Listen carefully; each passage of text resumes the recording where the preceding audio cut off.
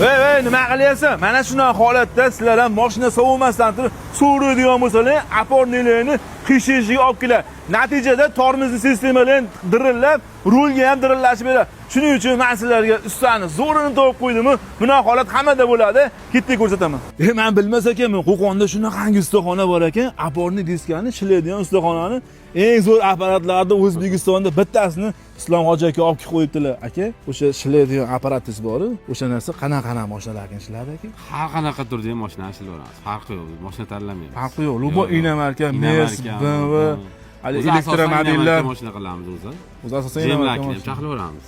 O'sha apparatingizni bir ko'rsam bo'ladimi? Albatta ko'rsatamiz. Hop, ketdik. Mana uni qarang, Islomxon aka buni yangidek qilib chaqlab qo'yibdilar. U chaqlangan holat ekan. Mana unisi mana chaqlanmagan holat ekan. Hozir mana shuni ham aka, mana shu holatga olib kelib berasiz aka.